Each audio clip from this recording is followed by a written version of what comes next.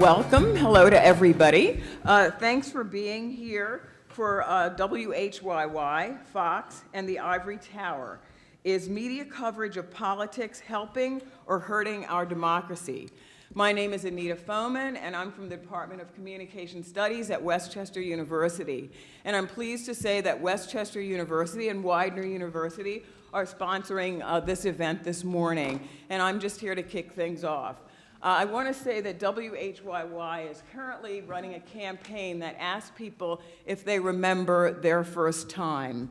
And of course, they mean the first time that you listened to public radio. And I so specifically remember more than 30 years ago, standing in the room of a friend, and he said to me, "Listen to this woman on the radio. She interviews people, and she is so smart." And that was Terry Gross. And more than 30 years ago, I am still enjoying listening to her interviews. And I can add to that, that today I'm now listening to the commentary, the verbal commentary of Chris Satullo, who is the let me say this correctly, who is the Vice President of News and Civic Dialogue at WHYY. And when I listen to his commentary, I always know that I'm listening to somebody who's a seasoned reporter, to somebody who brings his personal experience and his integrity to each presentation that he makes, and it's really a joy to hear on the radio. So after 30 years, since my first time, I'm happy to say that the relationship is still wonderful and strong.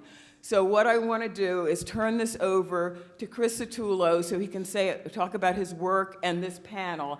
And I want to let people know that they will be able to ask questions of the panelists after the moderator has asked questions. And you can also pre-submit questions by writing them on the cards that are at your tables. And you're also encouraged to tweet throughout the session. So I'm going to turn it over to Mr. Satullo, and thanks for being here. Enjoy the morning.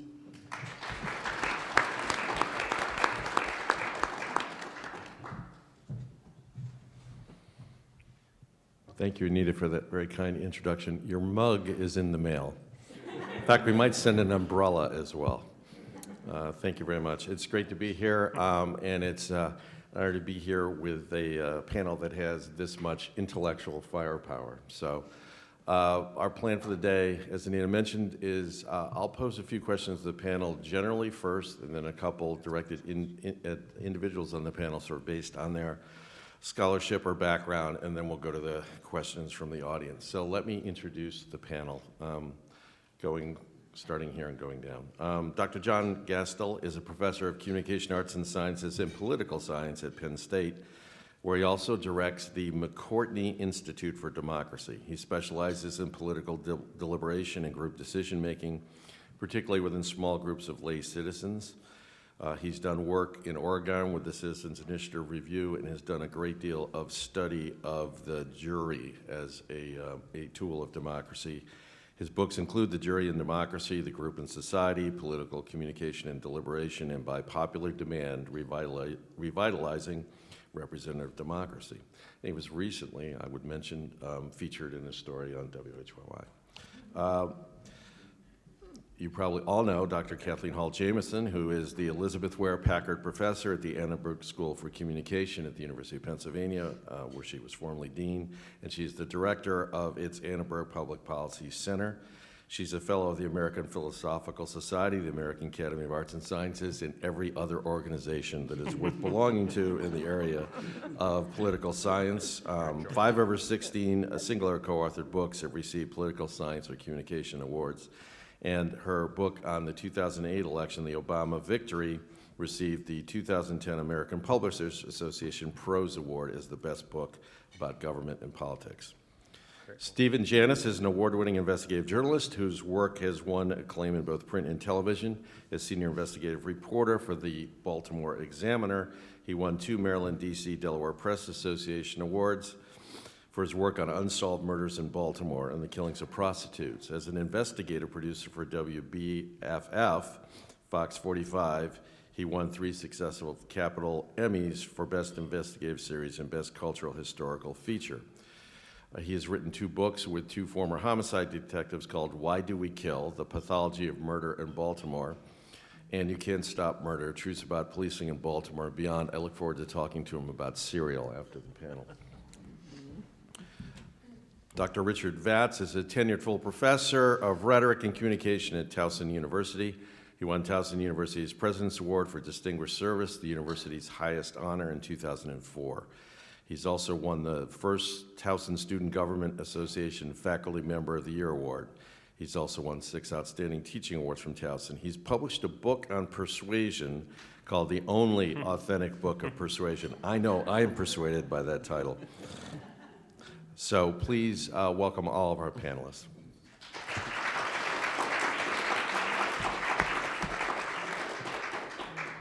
So let me throw a first question out, and I think we'll start in that answering it in the order that we just introduced folks. But enormous changes in media and in political journalism recently, just in terms of format. But as you look at the landscape, what are, in your view, the enduring obligations of, I'll call it text and electronic journalism, respectively, in terms of providing information so that we can have an informed citizenry and electorate? And in your view, how well is either side, either text journalism or call it digital journalism or broadcast journalism, doing the job? Dr. Gastel? Sure. When I think about the media, I like to think about the media system as opposed to a particular source like a blog or a paper. And the reason I like to think about the system is in terms of the media's role in relation to the public and the things the public must do in terms of weighing issues and choosing leaders and actually voting directly on legislation often. The role of the media is to help facilitate a kind of macro-level, society-wide deliberation. The reason I emphasize the system as opposed to individual outlets is we can get caught up in saying, well, these electronic sources have this particular responsibility, the print sources have that particular responsibility, and I would really rather say, what is the aggregate responsibility? In the aggregate, what they're supposed to do is help us bring issues onto the agenda, become aware of things we may not have thought about, maybe uncomfortable questions and topics. Once they're into our consciousness, they need to help us weigh alternatives to those issues, maybe even identify alternatives, and really reflect on the values that we have and others have, and kind of move us toward a better decision making. So when I think about print versus electronic in that context, I am comfortable saying that print, if it's to maintain its relevance, it really should specialize on depth and insight, and electronic obviously will always have the edge on timeliness. But again, the interplay of those is so extreme that a print source, its most relevant footprint in the world today is electronic. So really, it's a difference of specialization across sources, and as long as that adds up to something good, then the obligations are met, but they almost never are. Kathleen Hall-James. The function of journalism that holds those in power accountable can be better discharged in an environment in which we've got both the best of the old and the best of the new. The challenge in this new environment isn't that journalism doesn't have those capacities, it does, but that the capacity to manipulate and deceive has now advanced more rapidly than those capacities to detect and hold accountable. The advent of micro-targeting, which at some point will make it possible for a television advertiser advancing a political cause to address an ad to your particular interest, having profiled you, and not to address it to your spouse who is on the computer in the other room, means that when accountability journalism comes into the fore, it has to find that content, and it has great difficulty. We have more accountability journalism now than we have ever had. We've got more fact-checking journalism specifically tasked to do fact-checking than ever before, and it is less able than it has been in the past to perform that function because the technologies of deliverance and manipulation have outstripped its capacity to detect. That's an excellent point about accountability journalism, because basically, as a journalist who has been through probably 4 separate entities in the past 5 years or 6 years, I worked at a newspaper that folded, a website that folded, a television station that I had to leave, and now I'm at a nonprofit. So that challenge of being able to find some sort of stable way to distribute information creates a very difficult situation for sustainability. Without sustainability and without some sort of fiscal sustainability, it makes it very difficult to sort of create this watchdog culture, because I see, at least in terms of journalism, in terms of trying to formulate some sort of business model, that there is sort of a bias towards opinion and a bias towards just being biased, which tends to make it more feasible in terms of the conduits like Facebook and the places that really are distributing news now, but tend to work or be somewhat antithetical to the idea of accountability. And so I think what's really incumbent upon journalists in the digital age is honestly to work out some sort of balance between that idea of understanding complexity and being able to hold people accountable, but at the same time find a working model that's sustainable. And I think in a certain way that those two are conflicting, and I'll talk about that more later, but I really think you're right about that the watchdog role has to be somehow reconciled with the means of production and communication that are really changing the fiscal landscape of journalism now. I think that print has the obligation to be more thorough and to include different voices in its opinion page. But much of electronic journalism has to conform to, if it bleeds, it leads philosophy, and is prey to sensationalism. But basically, I think that the critical questions between print and electronic journalism are overcome by the obligations they have on agenda and spin. One expression or credo to which many newspapers adhere, and The Nation magazine explicitly praises, is that a journalist's job is to comfort the afflicted and afflict the comfortable. This is indicative of a prevailing media bias, which explains much of the slant of progressive news, in my opinion. It's a charge and an agenda which is inconsistent with disinterested journalism. Disinterested media coverage of politics entails journalists revealing no agenda, no spin, and no preference for a given political position. To the extent that print and/or electronic journalism emphasize their own agenda and emphasize a particular spin and a position, I think compromises the value of that journalism. Okay, let's just stay with this topic for a minute. And as someone who, like Stephen, has moved from for-profit commercial media to nonprofit, although having left the Inquirer, I always say I left an unintentional nonprofit to go to an intentional nonprofit. How does, there's a real effort, certainly in this city, funded to a large degree by the Wyncote and William Penn Foundations, to create a robust nonprofit public interest journalism sector. How does, in this current environment with as volatile as things are in terms of platform and delivery, do you see any potential for the idea that a nonprofit model of journalism can actually take root and do some of what you're looking for, even if the commercial for-profit model is maybe beyond hope? Do you want me to start? Sure. Okay.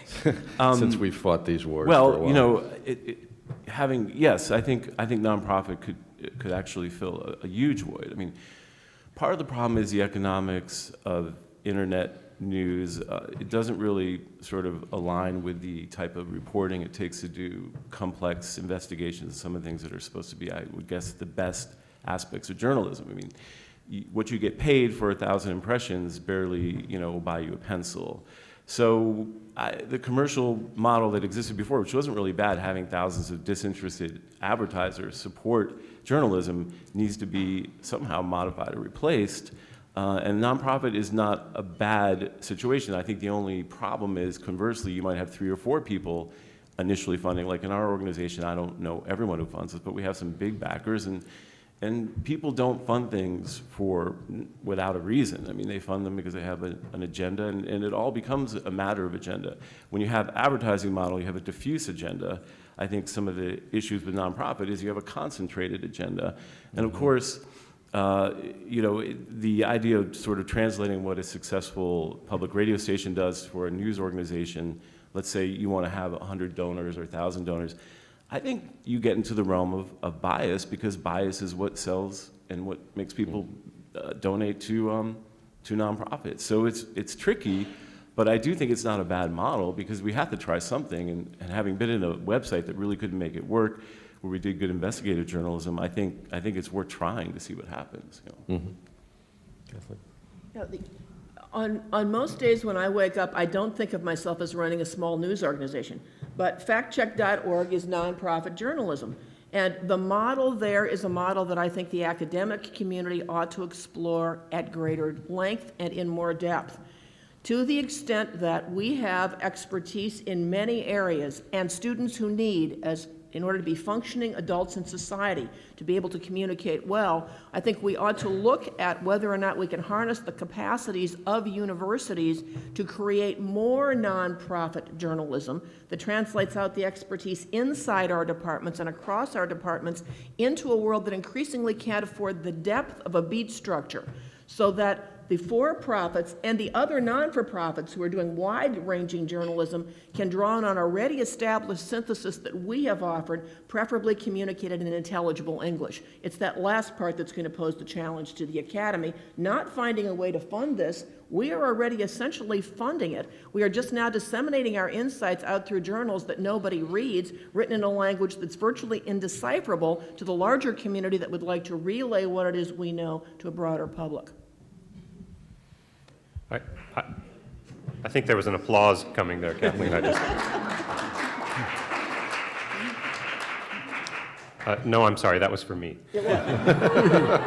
You're welcome. No, I think that's a great point. I do think it's tricky, right, figuring out how the university creates that apparatus without it becoming captive of its own public relations purposes. But I think it could be done. If anywhere it could be done there. But I just want to put a word in for the idea of actually publicly funding all kinds of things, not just public broadcasting, but community radio as well, I think is a really important niche. Stations like WORT in Madison, Wisconsin, unfortunately are relatively rare. But I love the idea of concentrating public support, meaning through public revenue, and then redistributing through Corporation for Public Broadcasting and so on, into all these sort of quasi-independent entities that have real local identities, that aren't just a wonderful national program voiced by Ira Glass, but are real local volunteers in community radio, often people producing local news and media. So I think the challenge there is getting the public to the point that it's so committed to that they think that's a necessary function of our public monies. I think everybody is always interested in having pure, less biased information available. But to what end? I mean, the fact is that most people go to their ideological predilections. People who are on the right watch Fox every night. People on the left watch, NBC every night.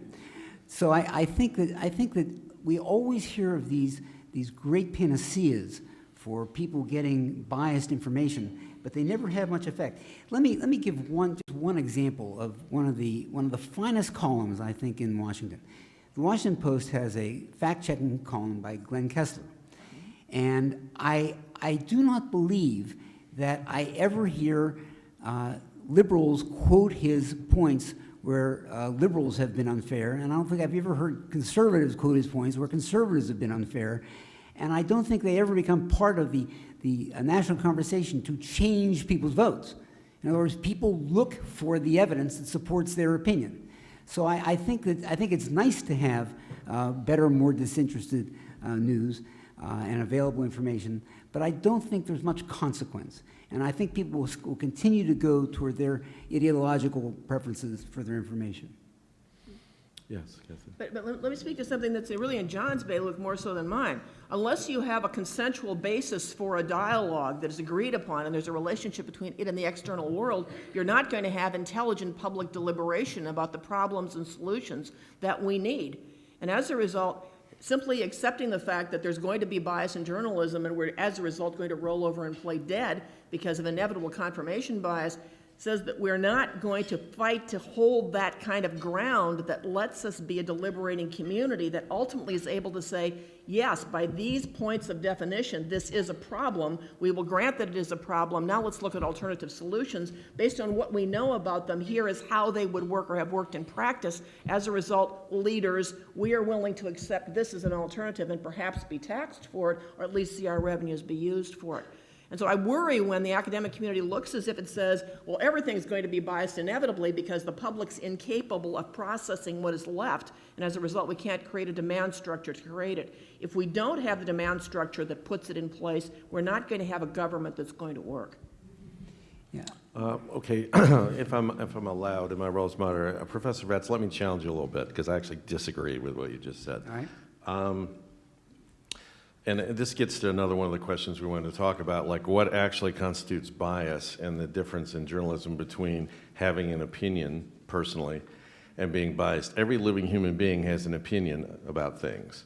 The entire point of being a journalist is to be more conscious than the average bear of what your opinions are and how it could affect your execution of your professional duties in being hyper-vigilant, particularly where you are most opinionated. I spent my entire life in newsrooms. I've worked with hundreds of people who do that very effectively, and I've worked with far too many people who don't do it all that effectively. So, you know, there's no blanket statements. But I just wonder whether, you know, I guess I'm with Dean Jameson, whether this is inevitable or this situation that you're describing is actually the result of a concerted 30-year program, very effective narrative by people who weren't happy with the kind of things the New York Times are doing, to basically poison the wells and to basically make the case you just made that it's impossible to have fair-minded, accurate journalism because everybody is biased, and to sort of create a situation where everybody's going to their private watering hole and getting their biases confirmed. But is that inevitable, or is that the product of an effort to create that situation? Let me answer your question by focusing on one of a trillion possible situations that strikes me to answer your question. Mitt Romney, in the 2012 debate with Texas Governor Rick Perry and a couple others, was accused of supporting individual mandates in health insurance. And he said that he actually did not support that. And Rick Perry said, yes, you did. It's right in your book. And Mitt Romney said, I'll bet you $10,000 you're incorrect. Chuck Todd, a completely disinterested journalist, jumped on this and went ballistic, saying that this showed Mitt Romney's insensitivity to people who are having financial troubles. And this became the story for days and days and days, and actually throughout the election. Now, what does one make of this? Does one say that this is media bias? Does one say that his agenda, being the fact that Mitt Romney, clumsily he claimed, bet $10,000 when people can't afford to bet $10,000? Now, there was no focus on the issue. There was just a focus on the fact that Mitt Romney had a hypothetical bet of $10,000, which parenthetically was refused by Rick Perry. Now, tell me what you think of that kind of journalism. Tell me, does that represent, when we get down to real particulars, maybe we disagree. Does that represent perspicacious journalism of somebody actually seeing an important part of the election agenda that he needed to make salient? I don't think so. I think that this was the rhetoric of Chuck Todd, and this is what you get. And all journalism is like this, and it will be forever thus. If I can jump in, there's a wonderful book by a political scientist named Sam Popkin called The Reasoning Voter. And I disagree with him on lots of things, but I was absolutely sold on this insight. The example he gives, it's not the $10,000, it's much older than that. He gives lots of examples, but absolute favorite one is this. Gerald Ford is at an event, I believe in Texas, celebrating Latino culture, and he's trying to demonstrate to the voters that he is very supportive of and understanding of Latino culture, something that the empirical record might have disputed to that point. When he's sitting at the event, he begins to eat a tamale, and if you're familiar with a tamale, that's a delicious cornmeal surrounding whatever the heck you put in there, it's still good. And then a corn husk is what it's actually steamed in. So you know what's going to happen here. Ford is trying his darndest to chew through that husk. He can't cut through it. He doesn't have any idea what a tamale is. That became a big part of the story. And Popkin's point was, that's a great story, because it is so hard to get real sort of accidental facts and truths into the stream of coverage in an election. And I appreciate that we do need to talk about the issues. We want to know what your platform is and so on. But there are moments of sort of unvarnished character that come up in an election that just tell you something, right? And yes, they're subject to interpretation. And yes, you feel sorry for Gerald Ford with his tamale. But the fact is, sometimes candidates get caught trying to present themselves as a person with a history that they really don't have. So I stand in defense of those situations where the actual fact happened. The George Bush scanning the socks thing, it turns out, is actually not quite what it seemed to be. So there are times they're misrepresented. But when it actually happens, it actually gives us insight. And that matters to voters, who are trying to make a judgment in these cases, not just about the positions of a party someone stands with, but the actual character of the person who will be called upon to make a million judgments, large and small, in the most challenging job in the world. I think, can I just, I'm sorry, did you want to? No, go ahead, Okay. 'Cause from my perspective, bias is sort of the, it's like the new object in journalism in terms of it has become sort of the way, the loss leader, the way to attract people to the stream of the way news is encountered by consumers. And in my entire experience as a journalist, and some of my most difficult stories, to think that we haven't worked in newsrooms that are suffused with bias and that there are politics that intercede, it's just, it doesn't happen. I've never been in a situation where I've been able to sort of report a controversial story without, without having to weigh into things that are uncomfortable and where objectivity is not always ruling the day. But I think that we have to take into account that it's not impossible for good journalism or objective journalism to occur within a place that has some sort of bias. I mean, we have newspapers that have opinion and they have, reporting and they're separate. But I mean, anybody who's in a newsroom and says there's just a bunch of objective people sitting around without strong opinions, or have worked in a newsroom, doesn't have some sort of patronage that tries to dictate your coverage, I don't think, it's completely being transparent. So I think we have to think about bias as something that works within, when you look at your Facebook feed, what are you going to read? And how are you going to encounter this media organization? And why are people going to support it if they don't feel it has some sort of identity politics going on with it? I don't think it's practical. I mean, that's purely from saying that we have to recognize the marketplace and that the marketplace doesn't really pay attention sometimes to the good journalism that we want to do. Just adding that. Let me add to that. These little slice of life revelations are selected revelations. You may learn something small about somebody. You may not learn about how philanthropic Mitt Romney was if it's not covered during the 2012 presidential election. And some of the stuff is made salient, some of it's ignored. When Joe Biden said to Barack Obama, "You are the first mainstream African American who is articulate and bright and clean." What an outrageous remark. How much was that covered? Well, it was covered a lot. It was covered a lot and covered disparagingly by conservative media. It was not covered a lot and disparaging by progressive media. But you could have said, now I don't happen to believe, I do not believe that tells you a lot about Joe Biden. I believe there are thousands, Joe Biden, there are a million stories, but there are many, many stories about Joe Biden. And I kind of find him a likable guy. But you could depict him through one or two slice-of-life stories that you claim are relevant to his candidacy and depict him any way you want. I think what we always have to remember is that all of these issues are selected, and they're selected very often with some ideological consistency by many media. Yeah, two quick pieces of social science data. The tactical strategy structure in press is deeply embedded. And when it's activated, it activates cynicism, it depresses learning. We know that through over $1 million of experimentation and published in a book called Spiral of Cynicism. But the public doesn't inevitably, these are two discrete pieces, the public doesn't inevitably act on its ideological biases, nor do journalists. There are norms in place that journalists use to try to fight those biases.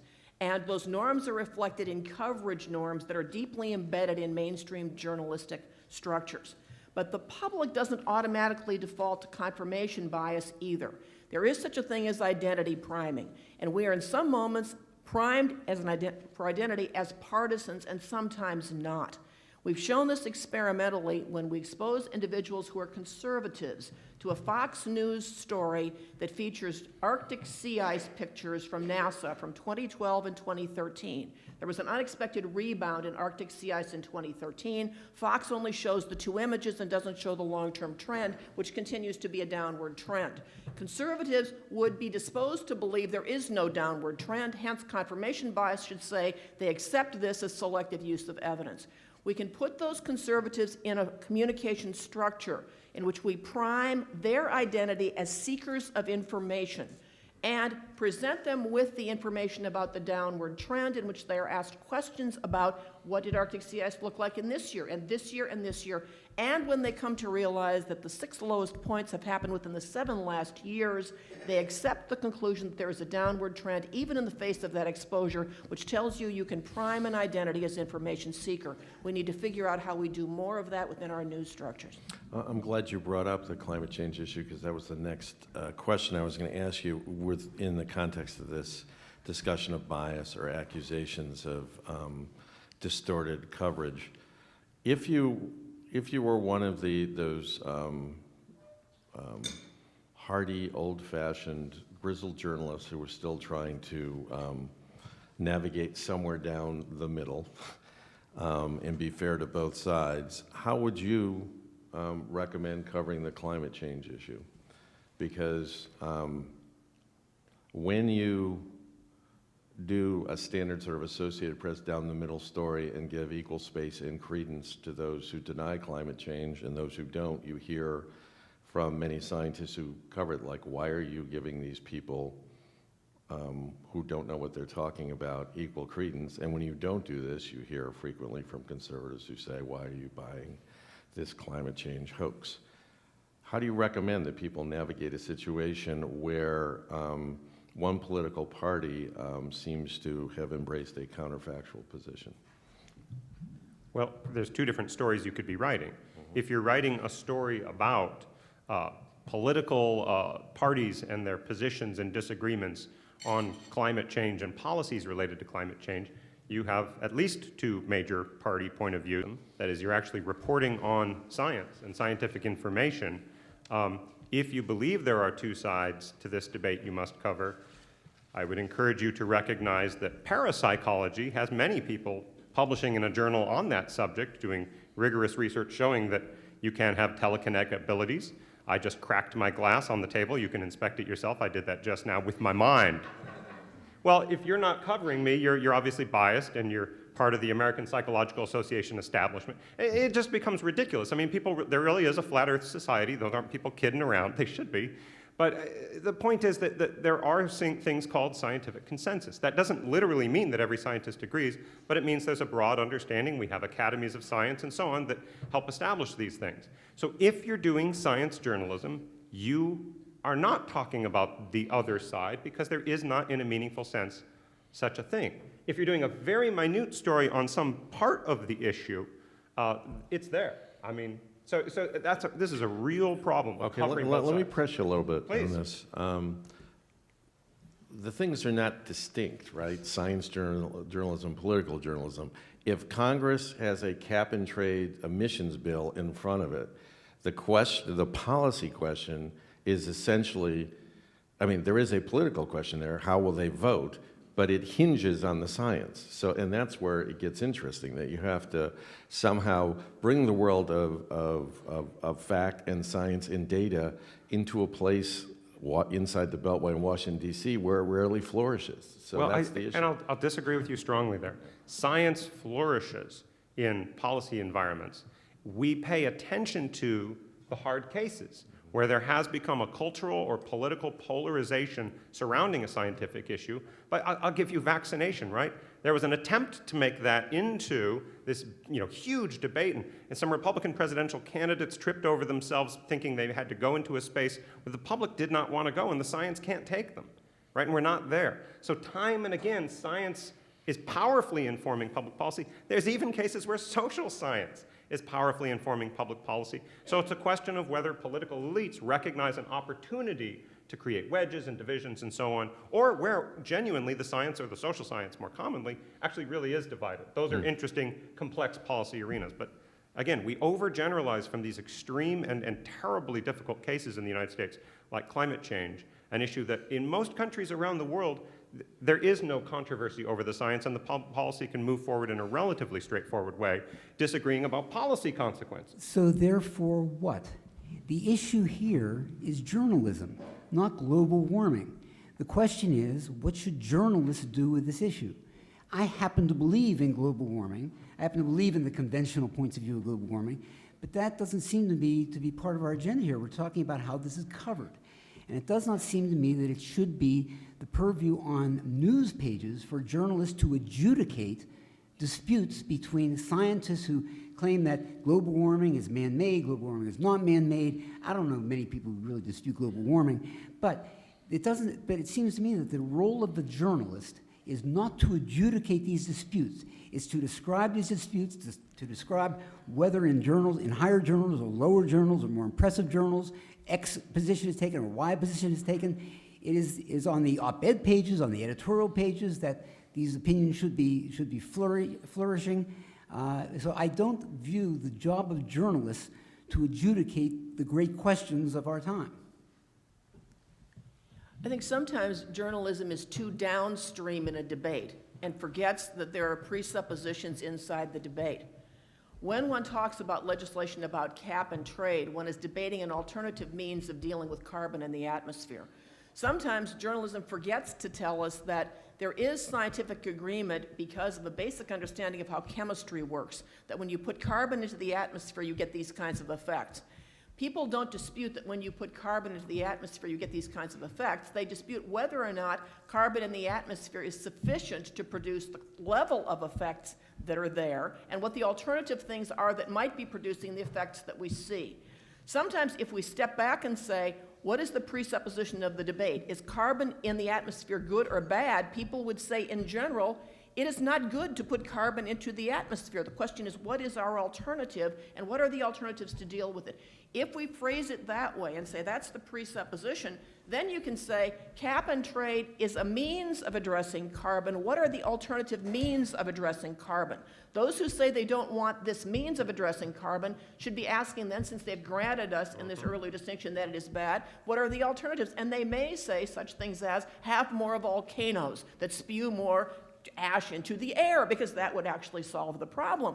Or they could say we want more nuclear, or they could say we want more solar, or they could say we're going to engage in capture and sequester. Any of those things then is subject to debate about whether it will address carbon in the atmosphere. So sometimes we forget in journalism, I think, what the downstream implications are of the upstream understanding. And we don't look at the debate in the moment, carbon cap and trade, in the context of all the other potentials, and let the public say which of those is an actual alternative that's viable on the table.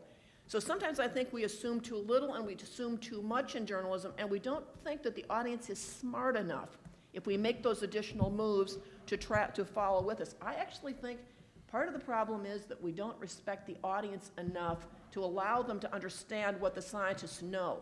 And as a result, we report there's a scientific consensus, but we don't explain what that is and how they got there. Well, that's an appeal to authority, and I viscerally don't like appeals to authority. I'd like to understand how they got to, as best they can get me there. I don't expect them to make me a scientist, but as best they can get me there. And I can understand what carbon does in the atmosphere. You just have to walk me through it. I would just say that I somewhat agree with Dr. Vatz to a certain extent, because I'm not really sure why journalism is expected to, when you have, it sort of belies the whole idea of the internet, where you can look something up and get a variety of opinions. The information is all pretty much there and evident. And this whole idea kind of strikes me as the debate about what journalism should be in the future, because given the fact that we're supposed to have a wealth of access, why is it suddenly the responsibility solely of journalists to mediate? I don't know if the word would be mediate, and I'm getting really out of my realm of expertise, but I'm always stunned by this, because there is still this residual sense that journalists are supposed to do this work, but there is no residual marketplace that supports a lot of this work in the way that it used to. And I'm kind of, so, when we discuss bias or bad reporting or poor reporting, I'm like, where is this supposed to work? On what level? On what level are we supposed to have 100 environmental reporters who will have a beat where they could really understand the complexity of these issues? I mean, complexity comes from on-the-ground reporting, nothing else. It doesn't come from internet searches or anything. All of that comes from on-the-ground reporting. How is this supposed to be supported? Where are these wonderful journalists with all these resources and time, where are they supposed to come from? Mm-hmm. Because I worked for a website for 2.5 years and barely got paid. And my salary hasn't gone up in 7 or 8 years. So where exactly is this supposed to happen? Maybe it happens inside academic institutions. Maybe that's where all the money is. But if you're going to, indict journalism for not doing a job, then you have to have a structure for which it can exist where people like me can do that kind of work. And I just find it, strange. But anyway, that's my point. Kathleen? Yeah, there is, however, a different type of bias. Once the journalistic community accepts that there is a scientific consensus, the question is it capable of seeing evidence that runs counter to the scientific consensus? And so one of the questions right now for those covering climate change is, because those who are on the other side of the climate debate are saying there hasn't been the level of warming that we would have expected given the climate models. And they're not fundamentally wrong about that. We would have expected, given the climate models, because we're increasing the amount of carbon that's going into the air, that you'd have the temperature increasing, not necessarily not without variance, there would be variance, but it would be continuing to climb. And for the last 15 years, there hasn't been the level of increase you otherwise would have permitted, you otherwise would have expected. Now, will the journalists who have accepted the fact that there's a consensus cover the fact that there's something science is still trying to explain, and it is, because the scientists know very well that that is potentially running counter to their models. They're still, apology for being technical, they're still within the confidence intervals of their model projection, but they're on the low end of the confidence intervals of the model projection, where they really ought to be into the center of those confidence levels across time as you project out the trends. Now, journalism that has accepted the consensus and may not understand the underlying science and be following it as closely as it should, doesn't come into this debate holding the scientific community as accountable as it ought to. When the scientific community announces in the form of a NASA and NOAA press release that 2014 was the warmest year on record, it wasn't. By NASA and NOAA's own data, it wasn't. It was likely the warmest year, it was probably the warmest year, but it was not incontrovertibly the warmest year because it was in the margin of error of the warmest year against 2005 and 2010. Now, does journalism then cover that as a problem for the scientific community because they said warmest year when it actually wasn't? Or does it buy the consensus and say, no, our job is not to feature this? Well, when it doesn't hold the scientific community accountable, it's not engaging in its accountability function as surely as it's not when it fails to hold those others who engage in manipulation accountable. John, I just want to respond to something Kathleen, or build on something Kathleen said.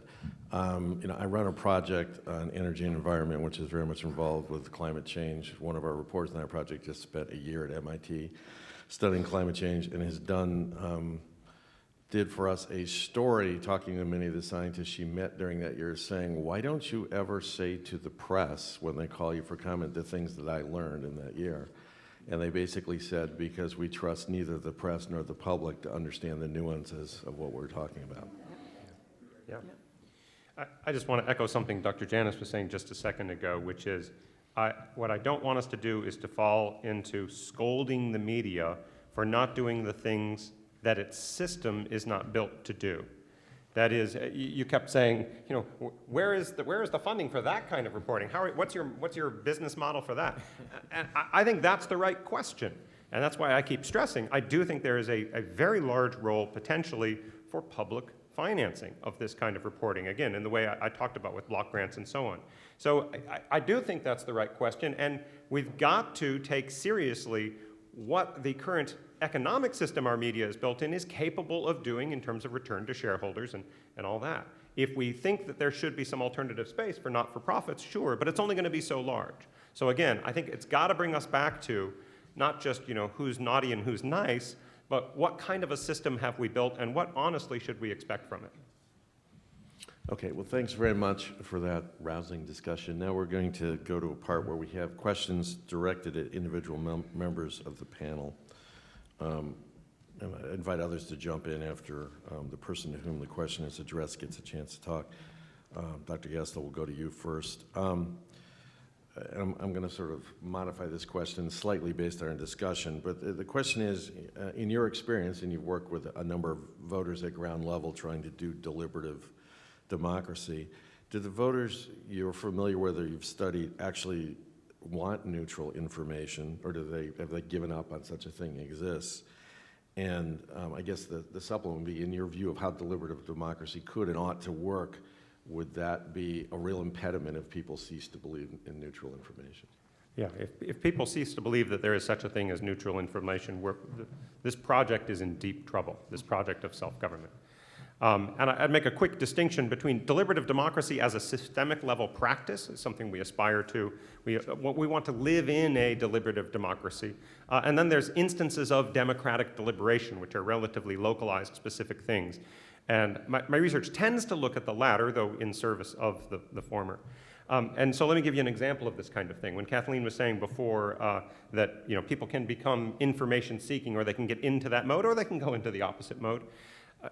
Put yourself in this situation. In the state of Oregon, by law now, when they hold initiative elections, they have a commission made up mostly of citizens who choose a couple issues that are going to be on the ballot that year that need to be studied carefully by a randomly selected body of citizens. Imagine that you're randomly selected and you show up at the convention center and you have a week to study Initiative 73. Now, for that whole week, you and your fellow citizens, about 24 of you, are going to look at that issue. You're going to hear from people on both sides. You're maybe going to hear from some neutral background witnesses. And your job is to produce a single sheet of paper that breaks that issue down. What are the key things you need to know about it? What are really the best arguments for and against Measure 73? That sheet of paper will then go into the voter's guide that is mailed to every household in your state that has a registered voter. Now, in that role, lay citizens, people from all kinds of backgrounds, varying knowledge levels and so on, they're incredible. They often don't find out each other's political points of view. They just don't find it terribly relevant to the task put before them. When they talk about what they're doing, they talk about what information the voters will need. They translate that page. I had never thought of this, but they're in a way like little mini journalists, in that they're trying to gather the news, organize it, and transfer it to the public in a way that is extremely useful. Now, who do they transfer it to? They transfer it to a large public that usually behaves in a way that is kind of embarrassing to all of us in terms of how much thought we really put into our votes. But in this situation, our research is finding that Oregon voters often actually want to read that page and really read it. And their knowledge levels go up. They're actually processing information. Now, there are biases that come into that and so on. Nothing's perfect here. But it's an incredible example of a state in this country that kind of believes that people want this information, came up with a way to create it that doesn't only produce good information, but produces a delivery system that is credible to voters. After all, it's made by fellow voters. So I love instances like that where we see that lay people, not only on the panel, but in that larger public, this is kind of what they want. And they will use it and make more informed votes as a result. Okay, anybody else want to jump in on that? Just that, I'll just add, I don't think there is such a thing as neutral information. I'm always reminded of the person in the argument who says, and that's a fact. And it usually is, but it's not the only fact. There are usually multiple facts that contradict that fact. And anytime you have a fact sheet, you have a choice of facts that you're highlighting, and many facts you're not highlighting. And so it is all rhetoric. I don't use rhetoric pejoratively there. I'm saying it is all choices of fact to highlight, choices of fact to ignore, choices of fact to give more emphasis to give less emphasis to give a spin to, and it just doesn't exist. This doesn't mean that nobody is reasonable. It just means that any time you're involved in selecting facts for an issue, you're involved in a rhetoric.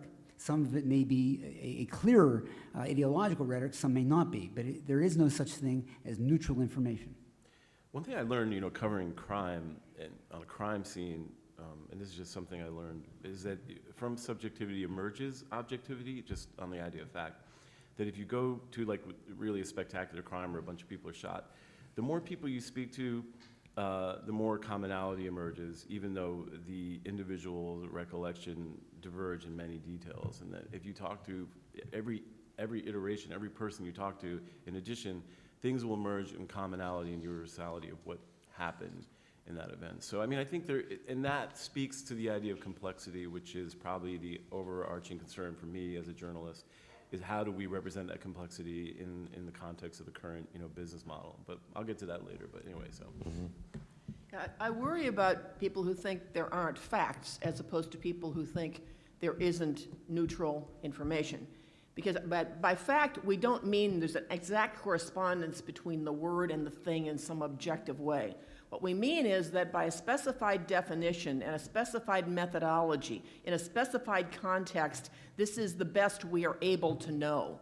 So our existing mechanisms are certifying this. It doesn't mean that necessarily in an ideal platonic universe it is 100% accurate and real, but it means that we actually have to navigate our lives based on the assumption that it's the best that we've got and try to protect those institutions that certify it. And to the extent that we protect the institutions that certify it, journalism can turn to those institutions and rely on them to certify what is knowable to the best we can know it at this moment, given those kinds of specifications. And that's what I mean when I say we have something that's a fact. It's essentially granted fact within that set of assumptions. The minute we say there's no such thing as that, we make debate virtually impossible. We may as well say, for practical purposes, how many of you viscerally are disposed to this? Raise your hands. How many are viscerally disposed to that? Those of you in the middle, do you want to go one way or another and not debate at all, decide simply based on whatever is left, some sort of visceral affective response to the universe? I don't think we want to go there. May I just stipulate, you were not, I hope, Kathleen, implying that I was saying that there's no such thing as facts or that that's irrelevant, because I was not saying that. No, if I wanted to imply that, I would have stated it. Fair enough. Do we all need a timeout, or are we okay? We're good. Okay. All right, Kathleen, a question for you, and you sort of mentioned it earlier, so I just want to sort of go back and put a pin in this question about this issue of micro-targeting. And, you were talking about fact. You run factcheck.org. In a world where political communication is proceeding across so many platforms, many of them micro-targeted individuals, what kind of complexity does that add to the fact-checking enterprise, and does it make it essentially Sisyphean? It makes it very difficult when large amounts of money are put in service of data mining to ensure that those who are creating messages know everything one could possibly want to know about the targeted individual and able to deliver that with all of the strategic capacities at play in the consulting community. And I worry about what that means ultimately for the ability of journalism to detect, but also what it means for our capacity to have a common understanding of what we are doing when we are electing. Because potentially we're creating a fragmented media environment in which you have your own election and I have my own election, as does everyone else in this room, and we don't necessarily have a public election that is dealing with the things that are consequential to the public as a whole, unrefracted through all of those individual and potentially manipulated understandings. And into that come the poor fact checkers, who do not have the resources now to collect most of what is out there in quasi-public space, much less those to collect those kinds of micro-targeted messages. The solution to this, if there is one, is going to be the rise of the empowered citizen journalist. It's going to be the individual who is the object of persuasion, capturing the message and feeding it back into some structure that has the ability to communicate to the public at large that this manipulative content is out there. And also, it's going to assume that if that happens, that structure has enough accessibility to the people who've been manipulated that we can get corrections underlying the message structure. Imagine what would have happened in a Hitlerian kind of scenario if there had been micro-targeting. We've seen what mass communication can do where we could actually watch the mass communication. Imagine what it can do when we are incapable of watching it and monitoring it. I think it is the single biggest challenge that is facing political journalism today. Can I ask you a follow-up? You mentioned the empowered citizen journalist, but what does, In your view, what does citizen journalist mean? Is a journalist simply someone who writes words or creates videos that other people read or watch? Or does journalist mean something in terms of an approach to fact-checking? I mean, I guess that's what I keep coming back to. If we don't believe there is such a thing as somebody who is trained to surmount their personal opinions and biases in pursuit of more accurate and fair-minded information, then there is no such thing as a journalist other than it being a synonym for somebody who publishes on the web. Yeah. The reason I use the word citizen journalist is because I would like people to feel empowered when they are the object of persuasion to initiate at least some contact with the world that might be able to do something more with it if they aren't themselves able to because they have a platform. And I don't want these individuals to be replacing what is the traditional journalistic function, but rather to feel that they are auxiliaries to it in a very important way, because if they're not, I don't think we're going to be able to detect these sorts of manipulation. John? Yeah, if I can jump in. My spouse, Cindy Simmons, teaches journalism students, and she'll be the first to tell you it's remarkable how many people still want a degree in journalism, given the nature of the job market for journalists. And one of the things she said, many brilliant things. Because it is the most fun you can have while being paid for it. Well, But not being paid a lot for it. exactly. That's why it has to be a lot of fun. One of her many insights is that it may be that journalists are disproportionately liberal, which lots of surveys will show you that themselves ideologically are liberal, because no conservative would accept those wages. I'm sure that's testable, but I don't think it even needs to be tested. No, I don't laugh. That is absolutely true. Yeah, spoken like a true wounded pocketbook. No, seriously, the serious point I want to make here relates back to this idea of the empowered citizen journalist. In some ways, journalism schools are preparing a wave of citizen journalists, and whether or not you become a journalist doesn't mean that you can't apply those skills and play a special role.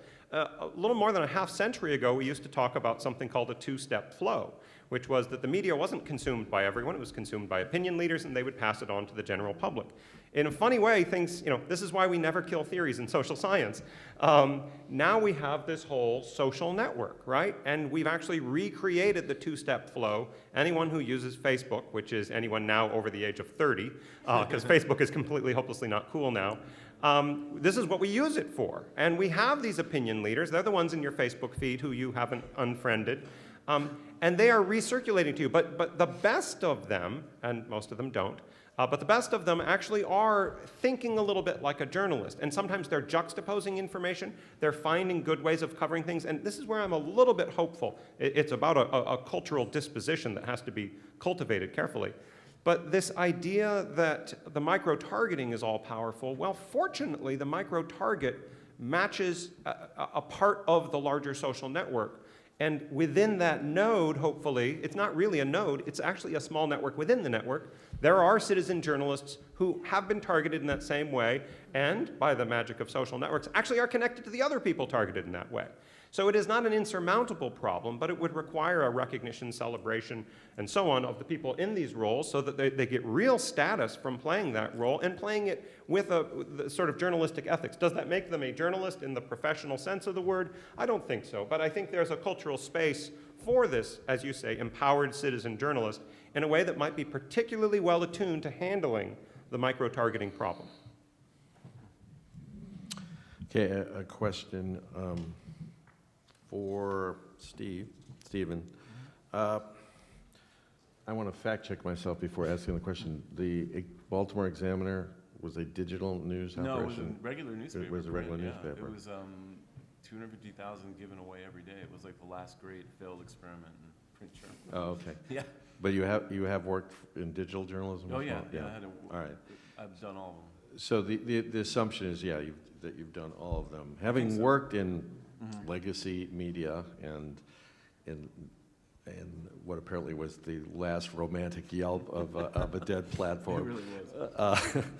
And now in digital journalism, what are the differences and complexities of moving from legacy media to newer digital media, and how many of the old standards of craft or professionalism can cross that barrier?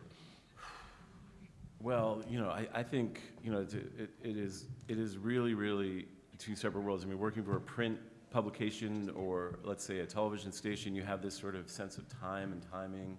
You know, you have the object itself.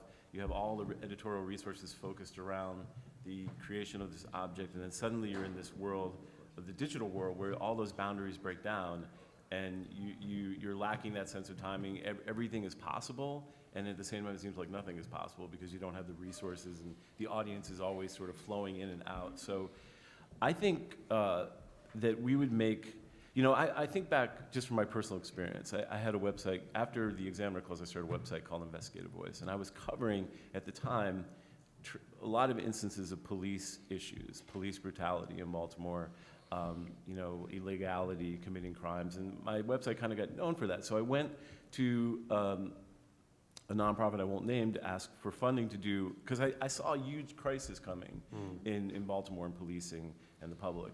And I went and I asked for a grant for, even though I wasn't a nonprofit, I was going to figure it out somehow, to do this series called Crime and Punishment Reconsider, because I just thought, this is out of kilter, this is really not going to work out. It wasn't working out. And the nonprofit turned all my emails and my stuff over to the police department and started sending me back nasty emails from cops saying that I was an inaccurate reporter, because it was so intertwined.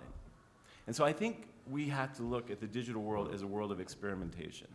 And we can't try to take the same type of you know, standards or whatever and apply them to people who are trying to figure this out, you know, on some level. I don't think a citizen journalist is going to do the same amount of work or have the same amount of accountability that a person who's getting paid to do it will. I don't think that will ever work. I've seen people come on the scene in Baltimore and evaporate because it's just too much work for somebody. It's hours and hours and hours. So I think we need to sort of for a second say, look, maybe this website is biased, or maybe this but let's let the marketplace figure out what people want and what people don't want. I don't, and obviously I'm saying this content was a nonprofit, but I do think we have to give people some, you know, some space to grow and think about this, because really, you know, I notice a lot of the websites that succeed are incredibly biased or are notably liberal or notably conservative, and maybe that's the loss leader that attracts the audience. I don't know, you know, because I know it didn't work in the formula I had, but we did do a very important work about this subject that has come to the fore in Baltimore in a way that maybe could have been prevented had there been more journalistic resources that on the ground that, you know, weren't tied into someone's political career or other. You know, so I think we need to sort of open up and say, look, what works, what doesn't? Let's try everything. And not try to say, well, you're just an existing imitation of the Baltimore Sun, because that's not what you are, and you never can be. And the medium is so different. I mean, and when we talk about accountability, let me tell you something. No one is more accountable than a digital journalist, because when you post something people don't like or something is inaccurate, my God, you hear a million things, you get a million comments, people tweeting you, telling you're an idiot. You have no more, the ecosystem of accountability to people that follow you is quite harsh. You know, so. Right. Yeah, there's no way to sit there and go, a la Sally Field, they like me, they really like me. Because, Right. You know, the evidence will be rather... right, people are pretty Rather swift in brutal, their yeah. condemnation of whatever they feel you did incorrectly. So. By the way, just one point. I am periodically surveying my classes to see how many of them know various columnists and read various newspapers. And I have a class of 75, okay? Let me just give you a couple examples. I asked how many had heard of George F. Will. In my class of 75 bright students, trust me, these are bright students, 3 had claimed to have heard of George F. Will. I asked how many had heard of E.J. Dionne. 0 had heard of E.J. Dionne. They don't get their news except digitally, and I ask them, you know, where they go, and they'll sometimes go to newspapers for the news. They mostly go to the sports pages for their news. I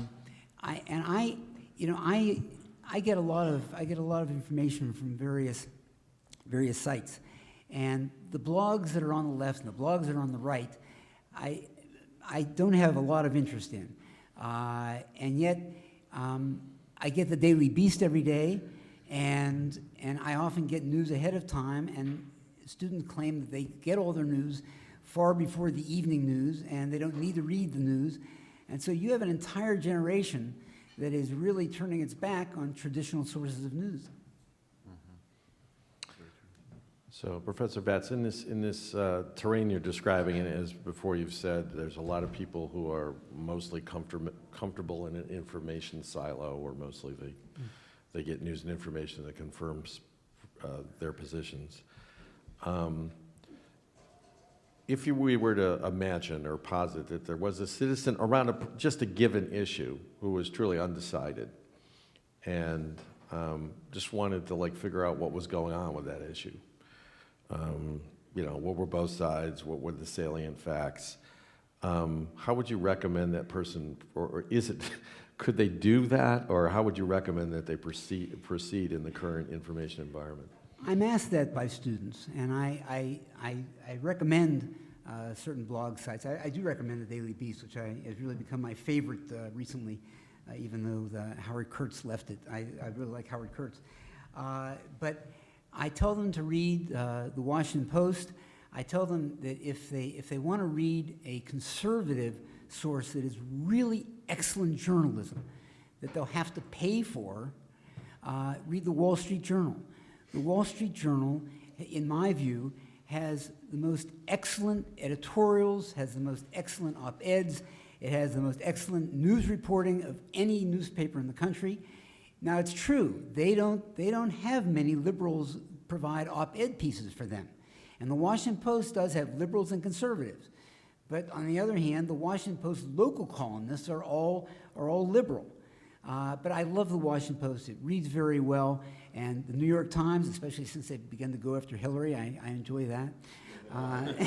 So I do tell them to spread themselves around, because the mainstream journals have some good stuff in them. And on the evening news, okay, I assume they're not going to watch Fox.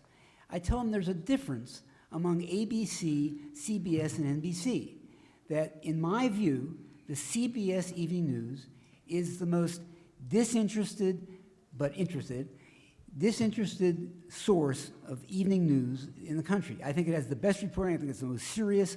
I have all kinds of problems with NBC, which is just trends left consistently.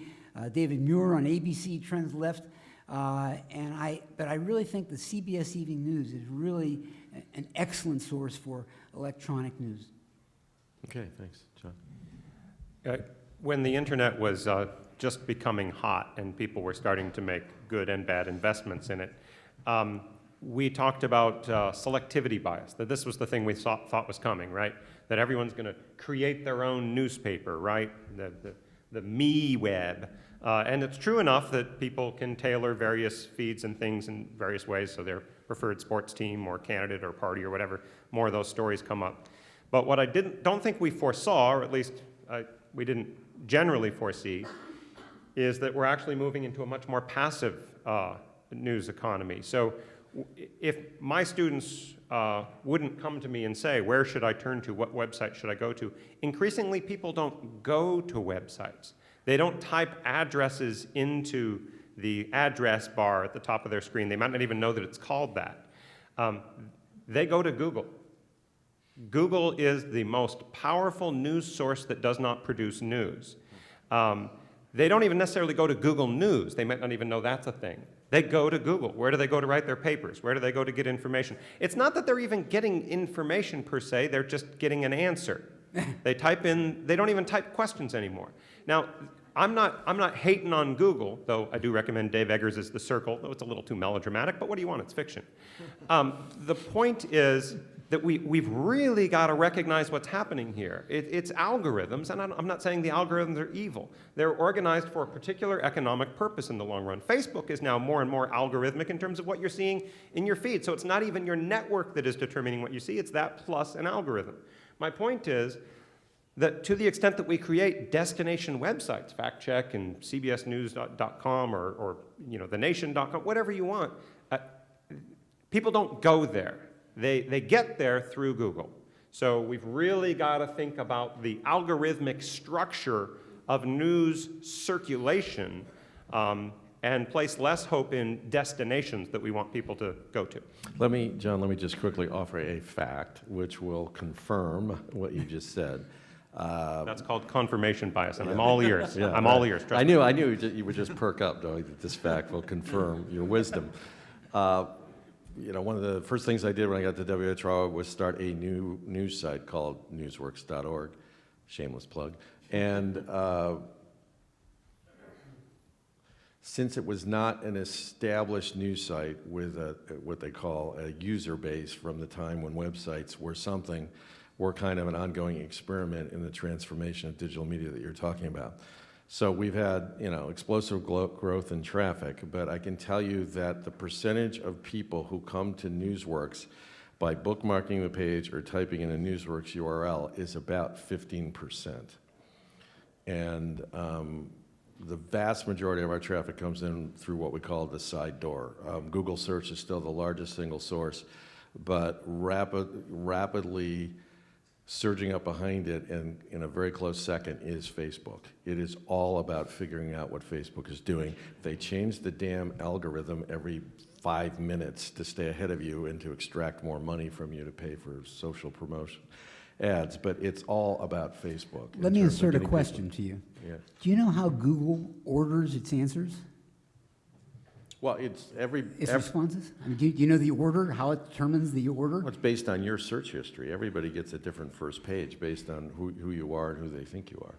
Well, I've often learned that when you put in certain items in Google, they don't seem to reflect my biases, but the order, I never understand the ordering, and nobody in my classes goes to page 2, page 3, page 4, page 5. They just go to page 1. Do this experiment. Sit next to somebody and type on your computer that you normally use, and type in the same search. You will not get the same search results from Google in the same order. They will rank order it based on their sense of what you're interested in. If you've been to Turkey in your life and done a lot of tourism searches about Turkey, and you type in Turkey, if you're an American on Thanksgiving Day, you'll get something how to cook the bird. But if you've been to Turkey, those things will come up higher in your results. Before Kathleen jumps in, I have to tell the best joke from a friend of ours who works in search engine optimization. And the joke is, where's the best place to bury a body these days? And it is page 2 of a Google search. Slight variation on her follow-up joke is this: where's the best place to throw the murder weapon? Bing. Not Yahoo? Okay. But one of the advantages of these places that people go and they take what's there is that if you can get there, you get them. So factcheck.org has roughly 87,000 subscribers. That is, they want us, they get us on a regular basis. When Yahoo posts us up, we go to 1 million. When USA Today posts us up, we see our numbers go up dramatically. So the question is, to what extent can those kinds of sources mine what is out there and increase access to the forms of journalism that we would like people to? And that's a completely different delivery structure than we're accustomed to. But we have formal partnerships with USA Today and Yahoo, so we've increased the likelihood we're going to be there and we're going to get those hits. Yeah, it's gotten to the point where, I have a full-time employee, fairly well paid by the standards of public radio, whose really only job is to game Facebook. That's all she does for us all day long. So we want to move on to questions from the audience, but before we do that, I just want to give you all an opportunity. If there's any pebble in your shoe or itch in your brain from the conversation we just had, something you were dying to say that I failed to give you an opportunity to say, now would be a great moment. I'd like to bring up an issue which fascinates me, which is covered by some of the stuff we've talked about. Because I take a position that is kind of contrary to my normal ideological position on this. I'm not a big fan of Savannah Guthrie because I think she is on the left and she should be in the middle. But she had a contretemps with Rand Paul recently, and she said, "You've had views on foreign policy in the past that were somewhat unorthodox, but you seem to have changed over the years. You once said Iran was not a threat, now you say it is. You once proposed ending foreign aid to Israel, now you support it, at least for the time being, and you once offered to drastically cut defense spending. At which point Rand Paul says, I think I can do an imitation of him, but I won't. Why don't we let me explain instead of talking over me, okay? Before we go through a litany of things you say I've changed on, why don't you ask me a question? Have I changed my opinion? That would sort of be a better way to approach this interview. Now, honestly, I mean, it shouldn't surprise you that I normally in these disputes come out on the side of the conservative. I have no idea what he was getting angry at. I mean, that seemed to me to be an eminently reasonable question for her to ask, and yet he got angry at her. Now, what I'd like to know is, in the audience, if you're a liberal and you see conservatives being treated unfairly, do you recognize it? If you're conservative and you see liberals being treated unfairly, do you recognize it? In other words, are you able to recognize unfairness that attends to your side of the ideological divide? That's a rhetorical question. You don't have to answer it. I suspect if we talked for a long time, we would continue to disagree on some points. But I think, what you just read speaks for nothing that drives me crazy about political journalism, which is that there's an embedded assumption that changing your mind is a sign of weakness. Oh, yeah. Yeah, it's always waffling. It's not like I discovered new information or I realized that I was wrong and somebody else's viewpoint made more sense, so I adjusted. It is always considered to be either the result of venality and being paid by someone or weakness of will. I wrote an article on that in the Baltimore Sun. Absolutely. The fact that a person changes his or her mind does not mean that gotcha. One assumes that if information changes and situations change, that a person can, in fact, change his or her mind. I think you're 100% correct. On the other hand, if someone is constantly changing their mind, you might worry a little bit. So there's got to be some boundary conditions. Yes and no. Yeah. And we have seen a couple cases of presidential candidates, and this is, I think, the more pressing concern here, where there is wholesale change across a whole array of issues that happens somewhat spontaneously and suddenly, and it coincides with the decision to become a presidential contender Right. and handle a primary within their party, which has more extreme positions. So I think there is a backdrop against which that is a real thing that reflects poor character. But more importantly, Or the you've got desire to win. Yeah, but you've got to be able to forecast what will they do when they govern. So the reason I care about this question is, Yep. I do want to know when you tell me you're going to do something, that there's some reasonable probability that faced with unchanged circumstances and no new information, that is in fact what you're going to do. Okay. All right, let's go to questions from the audience. You ready? Historically, women running for office have been hindered by the media's focus on their appearance instead of their views. What can the Academy / the media do together to stop this? And of course, let's answer this question in light of the strong possibility, let's say, that one of the major party nominees for president next year will be a woman. And the woman gets this question? No, I'm just looking. I'm looking down the row. You looked at me, kiddo. She took the mic. She took the I'm mic. looking at you all the time, Chris. I'm less worried about coverage of appearance than about some of the other patterns of coverage of female candidates. It's there, it's a problem, but it's not what I think is the big problem. I was asked by the New York Times Reader's Advocate to review Hillary Clinton's coverage after the close of her 2008 campaign because there have been accusations that the New York Times had been biased against Hillary Clinton. And so I actually systematically went back through a newspaper that I do read daily. And I had already flagged some things that I was concerned about in its coverage, but it gave me the opportunity in hindsight to look back, and I flagged two things as being, I thought, more problematic than some comments about, oh, the pantsuit was blue and whatever.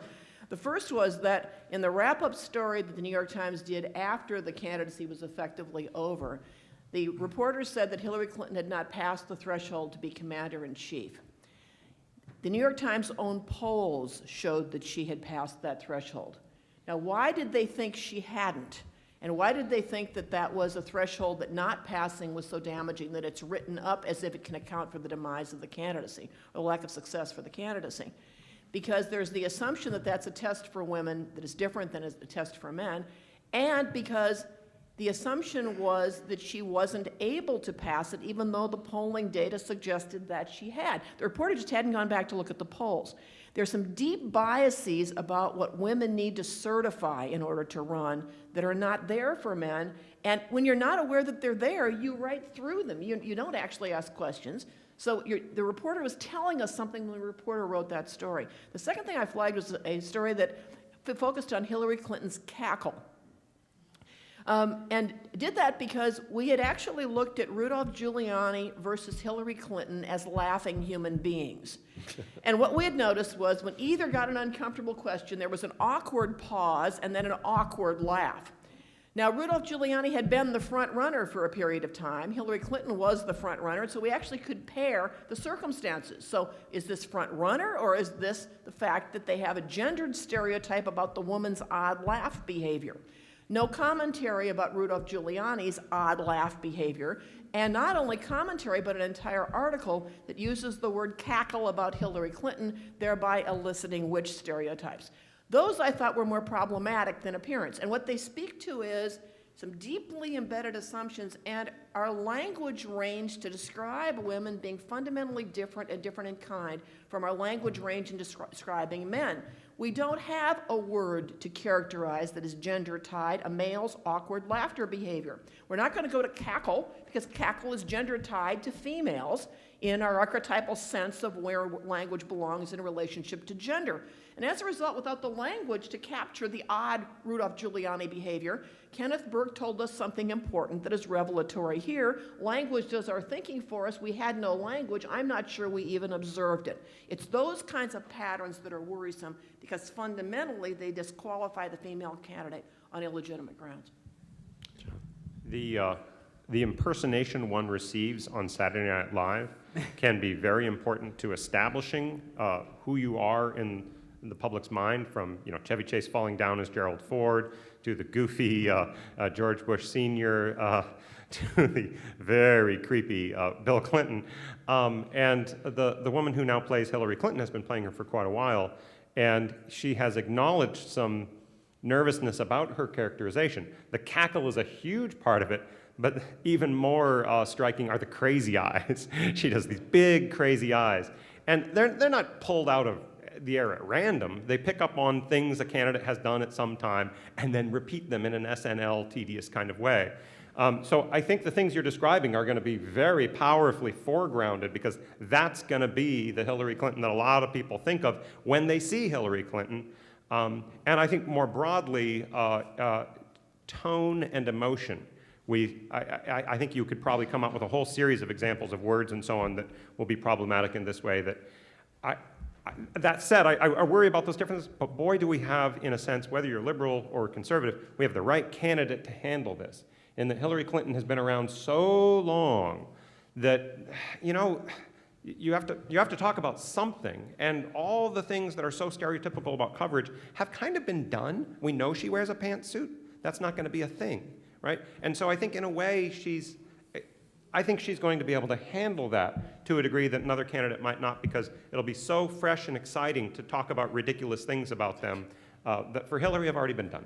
Although watch for the so long Hillary Clinton transformed into reinforcing age stereotypes about women. And we've reinforced them about men. This is equal opportunity field, but they are different about women, and they've been historically different about women. And the comment by a conservative radio host whom I wrote a book about that says we don't want to watch Hillary Clinton become more wrinkled and wrinkled as we watch her in the public sphere is on the edge of that, and it's really a sharp edge. Bob Dole was attacked covertly, indirectly on age all through the campaign very effectively. It's an attack that's out there, and it's used against men as well as about women. It was used against McCain very effectively. We very explicitly, we showed this in survey research, which you can't pick up anything that's subtle. We actually showed the effect of exposure to the age attacks in the Obama ads against McCain on perceptions of McCain's age in relationship to competence. Watch the attack on age on Hillary Clinton and all the coded means of saying, great person, terrific, too old to be president. Let me just say a couple things. First of all, you didn't really just say we have now the right candidate to handle that, did you? In any case, I mean, it's, anyway. I did, and I actually think in some ways, I think in some ways she is. I think in some ways Barack Obama was perfectly positioned to become the first African-American Okay. president. I mean, Okay. he could handle some of the Okay. issues. I think she can handle some of the gender stereotypes that'll come her way. Okay. Let me just point out an interesting fact and then deal with some of the sexual politics that are going on. Just for your interest's sake, it's kind of an opposite situation in a sense. In 1984, Michael Dukakis, there was a picture of him in a tank that was I think erroneously connected to his losing that election because it was argued that he looked so ridiculous in the tank. There is a picture of Margaret Thatcher in a tank that, if you want to look at my book, it's in my book, the only authentic book of persuasion. It is, I think these two pictures are literally identical, but for the person in the tank. And nobody said about Margaret Thatcher that she looked ridiculous in the tank. Just take a look at it if you get a chance. Let me just also say about the sexual rhetoric and politics and so on. One of my favorite columnists is Kathleen Parker, who is not a big fan of Hillary Clinton. And she said, the sole fact of a candidate's sex doesn't move me much. Would I like to see a woman president? Absolutely. Would I vote for a woman instead of a better qualified man just for the pleasure of experiencing a first woman presidency? Nope. And I think that is the responsible position, even for a columnist to take, that a person should not be elected for gender reasons. That should not superordinate all other considerations. But you know, and so the arguments, "It's our turn," I think, are going to ring less effectively with many people than some Democrats think. But we'll see. Yeah, Professor Vance gave us a challenge. It's, can you see past your ideology to see those things that are problematic? Sarah Palin. I would not vote for Sarah Palin. Nor would I. Sarah Palin, however, was subject to gendered stereotypes, and I commented publicly on it. When she is speaking at the Republican convention, and her child is in the audience being passed from the young daughter to the older daughter, and then to the father, there are media commentators who said the child shouldn't be there, and commented about the inappropriate fact of Sarah Palin tolerating that. They never would have said that had that been a man there and had that been a woman there in the same role as the male parent. To the extent that all of those kinds of statements about Sarah Palin's description were highly sexualized, they added a dimension that was far different than the sexualization of the images of Hillary Clinton. I did an entire segment on that with Bill Moyers, complete with all sorts of visual illustrations. We need to be extremely sensitive to these kinds of things across political ideologies because fundamentally they are about disabling women for leadership, not only about whom we're going to elect under what circumstances. We ought to be the same about every form of discrimination that manifests itself rhetorically in public space. That's why you should always watch major speeches on C-SPAN and never listen to the nattering nabobs of network journalism. Yeah. Kathleen and I are at one on this. I mean, both on our disdain for Sarah Palin and on how she was treated unfairly. Yeah. So let's stay with Hillary Clinton for a moment and sort of turn it around the other way. And you meant, I mean, this is someone who's been around for a long time, has records. Well, no, that means she's experienced, right? Better. No, but I mean, we have a lot of exposure to her for good and for ill, right? And she's done a lot of things that have been controversial, and she has a tendency to be very defensive about them in the Clintonian way, of the Clintonian camp, to circle the wagons and blame a vast right-wing media conspiracy for her woes. So how does, if she is the Democratic nominee for president, the press, showing that it is not in the tank for Hillary Clinton, hold her to the appropriate and normal level of scrutiny for a nominee without being subject to accusations endlessly of gender bias? Well, I mean, I think, you know, as a reporter, I've covered, we had Mayor Sheila Dixon, Mayor Stephanie Rawlings-Blake. I mean, it just, I mean, I have to say, honestly, as a reporter, you become pretty tired of ideology fairly quickly. really Yes, you do. tiresome. Yes, you do. Yeah, you know, it's just after a while, the ideologies, perceptions really melt away. And if you're a good reporter, and I know this is really a pat answer, but the truth of the matter is if you're good at what you do and you're thoughtful, those issues aren't really going to surface. I know that when Mayor Sheila Dixon was indicted for stealing gift cards, there was a lot of controversy about the coverage because some reporters confronted her about her wardrobe and how she bought her shoes. And I think, you know, as you cover a person, you cover a subject matter, you realize those issues really add nothing to your merit as a reporter or any of the reporters. So it's really up to the press in that sense. But also, again, I have that question of how the press can completely be held accountable in that way too. But ultimately, I think a good reporter just doesn't care about that sort of. If I could reframe your question, Chris. Sure. I think the question coming into this race in particular is, what are the kinds of questions as a reporter that we want to ask about Hillary Clinton's credentials that are going to reveal those characteristics or criteria that are relevant to the presidency? And I think the press is asking that about the Secretary of State position. It is writing stories because, you know, we had many female secretaries of state before this. That was not path-breaking to have a female Secretary of State. When the press writes the story that says she doesn't have accomplishments as Secretary of State, we're looking at the allegation that she doesn't have accomplishments as Secretary of State. I think the question we should ask is, what are the accomplishments you would expect of a Secretary of State? A male Secretary of State, a female Secretary of State?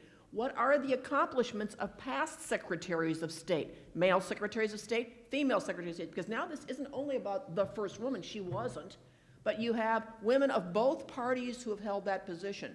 And then ask, are we setting a criteria here for Hillary Clinton that is different than a criteria we would set were there a man running for president? And if the answer is no, we know what an accomplishment looks like for a Secretary of State. We know what we would argue was an accomplished Secretary of State. And there are actual things she doesn't have that she could have had, then that's a legitimate story. If not, then the question is there a gendered element here? And if so, what is it? And so I think we're in the process of asking questions about new situations, not about making presumptions that there are certain categories that are always problematic. I don't think characterizing, for example, clothing is always problematic. I think sometimes it's perfectly legitimate. I worry about having these categorical statements that say, this is always bad, this is always good. Instead, I think we ought to be asking, what is and is not the criteria that reveals what's relevant to governance, and are we reasonably applying it on a gender-neutral basis? There was a time several years ago when I think Elizabeth Dole might have been the perfect first female presidential candidate for a major party. And obviously, she didn't choose that path and so on. But I remember at the time getting in arguments with people about this question. And the one hitch for her was, well, the American Red Cross was great, but she didn't have the history in public service. And that was always going to be a problem, and it was surely one of the reasons she didn't become that candidate. The reason I keep saying I think Hillary Clinton is a great candidate for who are you going to have as the first sort of major party female candidate to advance out of the primaries and so on, is I think we will have debates about Secretary of State and so on, but my gosh, you know, great record of public service, you know, great legal background and so on. She is in so many ways, she gets to check that box. And in terms of the reportage, I think she sets up contrast. That is, you have to have something to cover, and you've covered so much of the op research and so on. Now you get to talk about, well, what would she actually do as president? It's a great question that we sometimes don't quite get to. So I think she gets us there faster than a lot of other candidates would, and so that's my hope for the coverage, that we really get into that policy contrast of what will those finally two major party candidates really contrast in terms of what they say they would do and probably would do as president.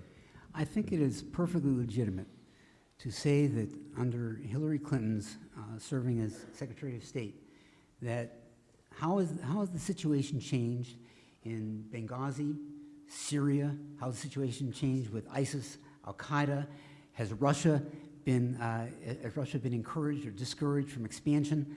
I think these are eminently reasonable questions. I think it was eminently reasonable questions to ask in the 80s and 90s about the status of the Cold War under Secretaries of State and under presidents. I think that these are perfectly legitimate questions. And I also think that when she appears to be reticent to engage in conversations at this point in her candidacy at all, I think these are legitimate questions to raise. And I think true. it should be raised. Yeah, and we haven't done a really good job in the reportorial community raising those sorts of issues about candidates in general.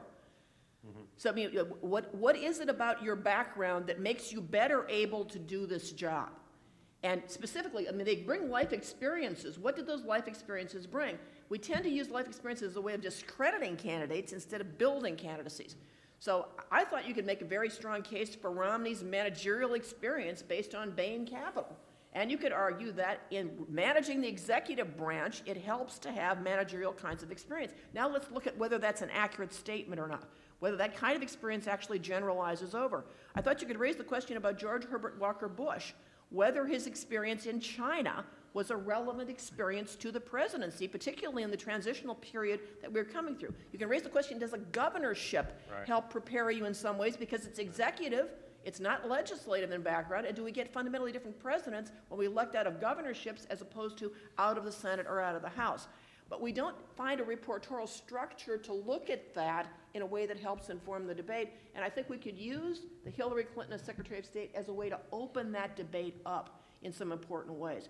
I thought we had a very interesting debate in 2008 when Barack Obama said he didn't have the experience, he had the judgment. He was basically saying time in office doesn't equal what you need, judgment does, and argued, I would have voted against the Iraq War. Well, of course, we don't know because he didn't. Lincoln Chafee is running. He did vote against the Iraq War, and he did oppose the Bush tax cuts. I think he can make a different kind of argument from his experience in the Senate than Barack Obama could make, who hadn't actually cast those votes. And who was the first senator to be president in quite a while, I think since John F. Kennedy, unless I'm incorrect. And he had no administrative experience. And I think those kinds of questions should be asked as well. Well, LBJ, but by different means. Well, and when you ask the question about the president's looking back, John Kennedy had virtually no legislative record. So if you say you have to have passed legislation, that's a sign that you can do something, well, then you don't elect John Kennedy. I mean, his big accomplishment was an exchange program with Africa. He had his name on nothing. His name on a book he didn't write. Yeah. Another question about biography. Right. The Sorensen book, you mean? Pardon? You're talking about the Sorensen book? Profiles of Courage, Profiles yes. and Courage, yeah. That's a great book. Harkening back to something that Richard said about his students and where they get their civic and political information, we have two questions about what are my three favorite television news shows: The Daily Show with Jon Stewart, The Colbert Report, and John Oliver's Last Week. Does anybody care to talk about what kind of a role those fake news shows that still actually become one of the main vehicles and/or filters that a lot of people have for political information? Good, bad, I'll just say indifferent. humor is serious business. I mean, when you, I think that one of the reasons that John Kerry lost was because supporter Seth Meyers did a devastating impersonation of him. And, you know, people talk about Saturday Night Live trending to the left, but in that year, they were pretty equal in their satire. And Seth Meyers did a devastating, and by the way, Seth Meyers supported John Kerry, but he did a devastating impersonation of John Kerry's contradictions in his campaign rhetoric, and I think it hurt him. And I think, as I say, I think humor is a serious business. I think that it appears to be people smiling, but people are making points said in jest, meant in earnest. Well, I know that anyone who's ever covered, you know, any sort of politician or any sort of governance knows that irony naturally emerges, and sometimes you're frustrated as a reporter because you can't always elicit that. But that, you know, I think satire is a great form of accountability. It works quite well, and certainly, you know, I have the same experience. I teach students at journalism at Towson, and I have the same experience with students who pretty much The Daily Show is probably their main source of news. So I think it's also a reflection of trying to distinguish yourself and the difficulty of distributing news in an environment that is purely social. And humor is a great form of social communing. So I think, truthfully, it might be a model that is more effective than just natural straight news. A strength and a weakness analysis. The strength is that underlying, this was The Daily Show, and it certainly became true of Colbert and now John Oliver's show, is that there is an underlying presumption that we ought to live in a deliberative culture, that we ought to take facts seriously, that we should not permit hypocrisy, blatant contradictions of position that aren't acknowledged, and so on. That's what makes it funny. Is I can't stress this enough, that those jokes aren't funny unless you presume that we should be living in a deliberative culture. And I love that, and he celebrates that, and he tells us what the media should do. Weakness. You might remember a few years ago there was a sort of big national event that Stewart and Colbert did get together in DC, and I personally could not have been more disappointed.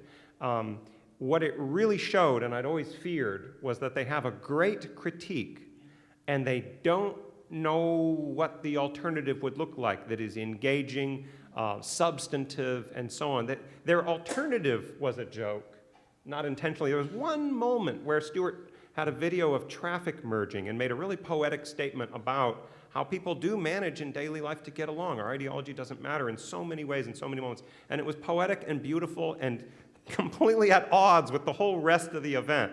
So I think they struggle to know what comes next, but they excel at critiquing the flaws in our politics and our media. Have any of you watched Last Week Tonight yet? Yeah. I think the middle segment is as good as investigative journalism as you're going to find on TV. I mean, it's from a point of view, but it's very serious journalism going on there. Well, and it speaks to something that we've known for a long time. During the healthcare reform debate of 93, 94, we content analyzed the evening news over a 6-week period and compared what we learned about the substance of the healthcare reform initiatives to what they'd managed to communicate in one Saturday Night Live skit, and found the Saturday Night Live skit had more substantive information about the alternative plans than did the evening news. We looked at the Colbert Report's campaign finance moves across the creation of a fake committee, et cetera, with very nice survey data across that election, and found that the public learned more about the intricacies of campaign finance reform. Not, by the way, an easy issue than it had by exposure to news. The capacity of these structures to create information that lets you then do something is what news aspires to do. I wouldn't call them fake news in that way. I mean, I think they're better in that capacity because they're holding attention through dull topics than the regular news is, and because when they go, they actually go deep. And that's what you're speaking to with the most recent. Let me make just a couple quick points. I have always argued that, and therefore it must be true, of course, I've always argued that the single most persuasive kind of testimony is reluctant testimony. And on these shows, which tend to trend left a little bit, when they get angry at a Democratic president, it is devastating. So if you have a sense of love of reluctant testimony, people testifying against their apparent biases, you can sometimes see in these shows great examples. A second point I wanted to make is that we've been talking about some excellent investigative journalism, and I'm going to give an opinion, and you may disagree or agree. And I also want to say that I know one of the people, I know one of the executive director of the show, but I think 60 Minutes is just the most incredible investigative show for decades and decades that I have ever seen. Every time I watch that show, I'm struck with how excellent it is. And Scott Pelley is just unbelievably excellent in his particular work. Sometimes there's a weak segment here, a weak segment there, but by and large, the quality on 60 Minutes is just really extraordinary. Okay, great question from the audience. Change of sort of going back to sort of the middle part of our conversation. Can independent voices critical equally of both right and left emerge in a meaningful way when the two partisan, if you will, or ideological narratives seem to be the basis of the media's business model now? You want me to? I mean, Whoever, yeah. It's a tough one. If you're Yeah, going that- first, you're a brave man. yeah, no, that is an excellent, I think that is a question that we're facing right now as journalists. But I have started working for the Real News Network, which is, purely online, but you know, there is our editorial director is purely, you know, he is a person with strong opinions, and he expresses them on a regular basis. And so for me, I have like a ground sort of, but I've always sort of dealt with that internally or externally. But now the question is, you know, is that going to be the basis for being able to do other types of journalism? And I feel like yes, because to a certain extent, without sort of his, you know, I don't know if he's purely ideological, but his intellectual leadership, I don't know if we would attract the donations that we do. I mean, I'm just being practical. Now, can I do unbiased journalism in that format? I think personally, I think I can, but I can see why someone would question that. And that business model has its own issues because, you know, those types of, you know, biases tend to be, or, you know, perspectives or whatever you want to call them, transmit through the entire news culture. But it is, you see, if we're talking about sort of, you know, Comedy Central being more able to deliver information, I mean, everything I've heard here constructed says that, you know, the straight news coverage of the unbiased report on the beat is pretty much dead in the water, based on what I've just heard here today. So how exactly are we, if we really value that, or we think, or we, and we have that sort of conflict, this conflict I've always heard as a reporter, well, you know, you're not relevant, but you better do a good job. And it's sort of the type of strange thing. I mean, it comes from every corner. It comes from academics. It comes from people. You know, when I had Investigative Voice, they started this thing called News Trust through the Open Society Institute. They spent $120,000 getting people to tell us that we stunk all the day. Who would sit there, which is fine. You know, we should be held accountable. But you know, I think that is the primary question. How does this straight news, this report on the ground, who would really evince the kind of complexity we all think we need, how does it work? And one way I see it working is through left and right sort of organizations that tend to get funded because they're left and right people are willing to support them. In that context, can unbiased journalists function? I think that's the ultimate question going forward. You know, will it work? Real quick to that point, how many people here have heard of a new media organization called New Jersey Spotlight? Couple, okay. New Jersey Spotlight, you know, largely started through foundation funding, but they do an extraordinary job of doing something that almost no major newspapers do anymore, actually covering what's going on in the state capital of any state capital, but in this case, New Jersey. John Mooney is a good friend of mine. We are partners with them, but we end up on a lot of news innovative panels together. And John has a line I just love. He said, I'm dedicated to trying a really unusual news innovation. It's called beat reporting. That is absolutely true. Yeah. That is a dinosaur. But there's no better way to understand the complexity. And I've watched him lose $500,000 in potential funding at a meeting because the funder then started yelling at him, you know, because he was a stick in the mud and he held to his ground and lost the money. So I admire the hell out of It him. is a very treacherous position when you don't have any patrons. On the question, can we break out of the two-party lock and the perspective on news? The Tea Party has. I mean, there's been a lot of coverage of the Tea Party. The Tea Party is now a real electoral force.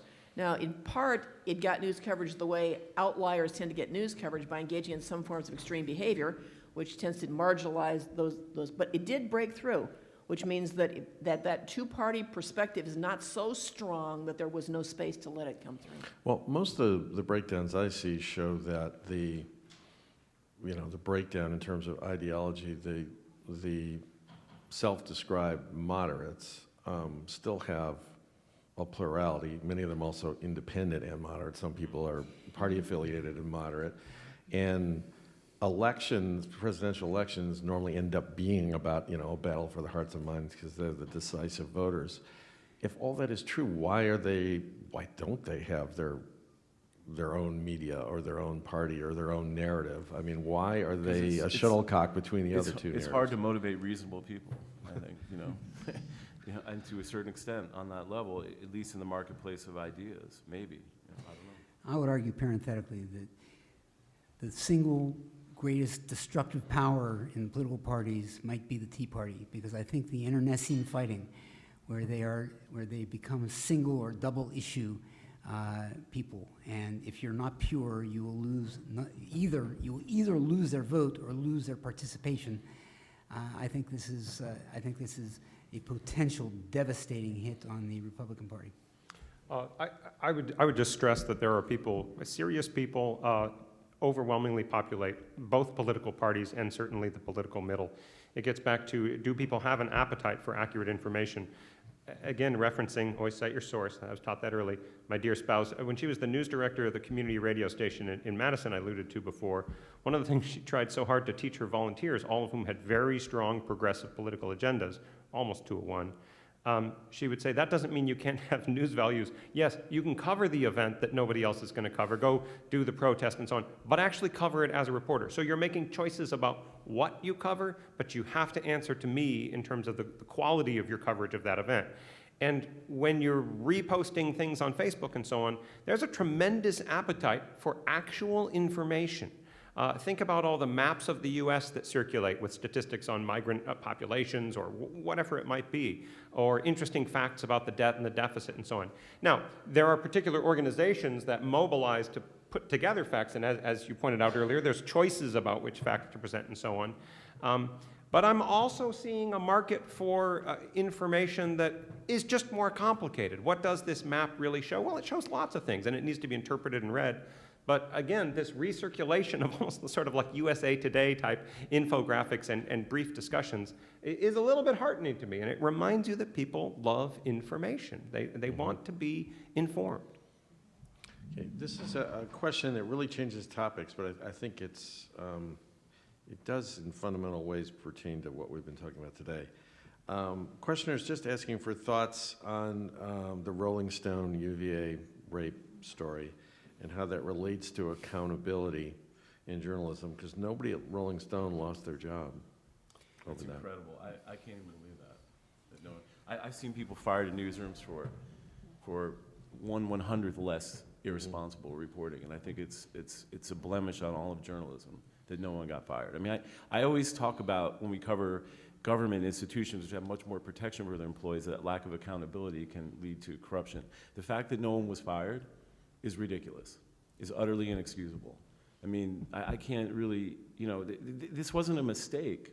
This was a concerted effort to misrepresent the truth, in my opinion, because they thought it would be popular. And there's comments from the editor, Will Dana, who said before, we're going to do a different kind of journalism. Well, that to me is, I can't even understand. Well, they sure achieved that objective. Yeah. So I think it just makes us look like every other government organization we cover, where people aren't held accountable. And it's unfortunate. I don't want to see anybody lose their job, and I've seen people lose their jobs over 100 times less. Let me just say, first of all, I support Stephen's perspective on this 100%. While this was going on, and the Rolling Stone article was seen as the final word on the representation of that particular claim of sexual assault, I'm in my university senate, and they were talking about all of a sudden new rules on charges of sexual assault against students. And I said, let's not forget the presumption of innocence. And I stress this, not because I knew that there was not sexual assault at Virginia, but because it's a critical cornerstone of our criminal justice system. And for universities who take this up rather than let the police take it up, to simply ignore the presumption of innocence is an incorrect position to take. And after it was over, there's a dean at Towson who came up to me, God, I'd love to tell you his name, but I won't, who came up to me and said, yeah, you ought to read the Rolling Stone piece again, huh? You ought to read it, and then you'll learn that this presumption of innocence stuff is just too much, or something like that, I don't know. But the fact is that if you read, most people who read the Rolling Stone piece find it intuitively it doesn't seem to go intuitively. It seems to be counterintuitive. It doesn't seem to make sense. And it was a rush to judgment because it conformed with what a lot of people thought was happening all over the country. A lot of people still think it's happening all over the country. I think it's happening all over the country, but not all over the country. And I think that it's one way that we lose sight of the critical protections we have in the criminal justice system. But if you write about people and you don't call them, I just don't think that's inexcusable. There's Bad no journalism. excuse for it. Just a point of stress. One is, I think we're very fortunate that we have such depth of coverage of what happened at Rolling Stone. So anyone who wants to know how that happened, it's tremendous analysis. Yeah, the Washington Post did a great job on Yeah. that. Yeah, and the thing to stress, you don't have to read all that, though I encourage you to, is that it really was from the top down. That is, it would be a mistake to think, wow, how did this reporter get away with this? Well, there was a whole infrastructure that supported that very poor decision. So when you say, I can't believe no one was fired, I actually don't know if you mean the reporter, it could be a whole number of characters, just to stress that. Yeah. All right, to that point, and I mean, I thought about this a lot when the story was, in process. I mean, I agree with Stephen, I can't believe no one was fired. But on the other hand, the worst thing that ever happened to me in my journalistic career was when I was editorial page editor at the Enquirer.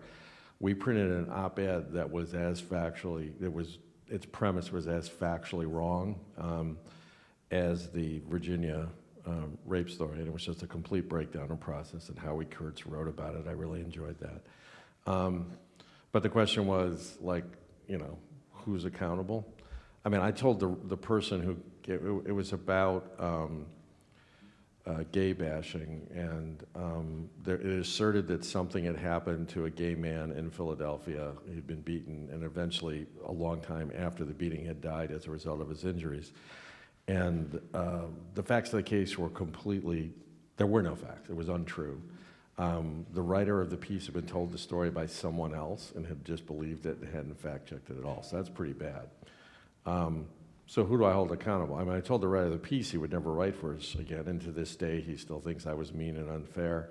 But do I fire the editor who edited the piece, or do I resign? I mean, I'm ultimately accountable, and that's what I told Howie Kurtz. It was a breakdown of editorial process, so I'm the guy. And you get to the whole I got mouths to feed thing, and I've had a great career, and this is the worst thing that ever happened to me. So it's more complicated. I totally agree someone should have lost their job, but it's always harder inside than it is outside to say heads should roll. I've watched it happen, so I know it's easy to say from this position, well, someone's got to be fired, and I've watched it happen, and I've been involved in things, and so no, it is always much more difficult on a personal level. I understand that. No, I know you do, and I completely agree with you that somebody should have been fired. But it's always, whenever anything goes wrong in an organization, outside voices, and I was an editorial writer. That's one of the the core editorial writer moves, someone must pay for this. But it's always a lot more complicated inside an organization than on the outside. But the other thing that one should say about this is sometimes the institutional structure is strong enough that you find your mistakes, and sometimes it's not strong enough and you don't. In the process of worrying about what wasn't done, let's remember that there was very good journalism that uncovered the very bad journalism and exposed the problems, and the journalistic community is now debating what it could have done differently. And even if one outlet doesn't do what some people might think, it doesn't mean that this isn't a chastening experience for the journalistic enterprise, or the journalistic enterprise has failed. It hasn't. It engaged in a form of self-correction that suggests that journalism is in fact alive and well. Right. One advantage of the fragmentation of media is that these things cannot go on when they are blatantly false without being discovered. And so I think that's one advantage of if there are economic disadvantages, that's one substantive advantage. Okay, here's a question from the audience. It's directed first at you, Richard, and we sort of revisit, in a sense, we're revisiting some of our earlier discussion, but it may be worth doing. So do you voice reticence, I think that's, the handwriting's a little hard, you voice reticence about the idea that, about the subjective nature of journalism, and particularly you mentioned the old phrase, afflict the comfortable and comfort the afflicted. Yeah. But the questioner, this is the questioner, doesn't pure objectivity per se actually reinforce the status quo and therefore comfort the comfortable and afflict the afflicted? Well, no, I don't think there is such a thing as objectivity. We're not objects. We all go through all of our information goes through a prism, and it goes through psychological prisms and personal prisms, and so I think that there is no such thing as objectivity. There is I forget who first said this, there is fairness, and I think you try to get a bird's eye view for attending to agenda and spin, and agenda and spin is everything in journalism, and you try to be as fair as possible. When you talk about comforting the afflicted and afflicting the comfortable, you're talking about a journalistic process which says these people are not enjoying life as much as these people, so let's find some information that makes it easier for them, and people who are comfortable in society, which I assume very often means the wealthier members of society, let's attack the plutocracy. Let's ensure that the rich are paying more taxes and and the wealthy are paying more taxes. I mean, it just, to have a clear agenda as a journalist seems to me to be contradictory to being an authentic journalist. So let me reframe the question. This would be generally. Do any of you still believe in the idea of one of the missions of journalism being the watchdog of government and power, or the cop on the beat? Yes. Yes. That's one of the core missions, and I believe it's one of the most important, and anybody who's engaged in it knows how important it is, because government can really run on its own and really has no self-correcting tool necessarily that can be removed from that political process. So really, like, if we want to be practically useful to the public at large, the role of a watchdog, or the role of holding government accountable, is actually pretty much it. I mean, there are a lot of things we can do, and we talk and we debate about a lot of things of, like, perception and how we characterize a candidate or something. But that particular role is fundamentally important. And you look in Baltimore, and you can say on some level of what has happened with the recent death of Freddie Gray is that we didn't do our job as watchdogs, because policing was allowed to continue, or this conflict between the community, without being fully understood in all its complexity. So, I think absolutely, number one purpose. All right, so let me follow up, and I will fully confess to being argumentative now. It'll be up to Richard to determine whether I'm being persuasive. Or authentic. Or authentic. So if you have a situation where a particular side of the ideological argument is in power for a sustained period of time, 15 or 20 years, and we're used to, and a lot of our conversation has been about Washington and Washington politics. The fact of the matter is we have that situation in Philadelphia. I assure you, having been a journalist in Philadelphia for 26 years, I've written infinitely more critical words about Democrats than Republicans, because you know who's always screwing up? It's the Democrats, because they're in power. But when you're looking at national politics, isn't it possible that you can create a narrative about bias against a certain ideology or party simply because they're in power for a long period of time? Journalists exist to watchdog and critique the performance of government, so it's very easy for people who support the government in power to say, oh, look, you're being biased. You're always criticizing us. We're always criticizing us because you're always in charge. Yeah, I mean, I think it comes with power, comes that responsibility, and I don't think, obviously Baltimore has been Democratic since I don't know when, the 50s or something. So I think that just comes with power, and I don't think at all it gets in the realm of bias, because I don't think we really should recognize party affiliations when it comes to, trying to figure out what government is doing. And I saw that in Baltimore, because we had this issue front and center, the issue of zero tolerance, which many people say was what led up to these problems with police. And I covered it extensively, and it wasn't covered in some of the other media outlets that were a little more inclined to the person who was in power, who was a Democrat at that point, and who had a national career, and who has had a national career since then. So I think, I just don't think that should even come into the mix. And I never see, I've never really thought of it in that realm, and it doesn't, but it infiltrates my thing. But no, I don't think you can be biased as government. They're in power. Okay, this will be our last comment, because we have to wrap up. Just quickly, I want to make the case for objectivity as distance. That one kind of media we haven't talked about much is local, very local media. Community newspapers and so on, very much engaged in boosterism. There is a subjective point of view. In other words, I would argue that the status quo has a much deeper and more powerful subjectivity attached to it. It is shot through with all these assumptions. If the job of a journalist is to keep stepping back, keep trying to have perspective, neutrality in that broad sense as an aspiration, it can powerfully challenge, and in some cases will be the only thing that challenges the status quo. Okay, and on that note, we thank all of our panelists, John Gastel, Kathleen Hall-Jamerson, Stephen Annis, and Richard Vatz, for their wonderful contributions today. And we thank you all for being here.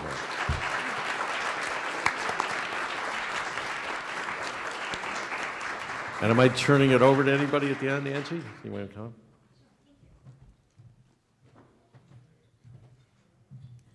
I'd just like to echo that. Thank you. What a wonderful panel. What a wonderful way to spend a Sunday morning. Thank you so much, Chris, for moderating. We're really honored that you could join us.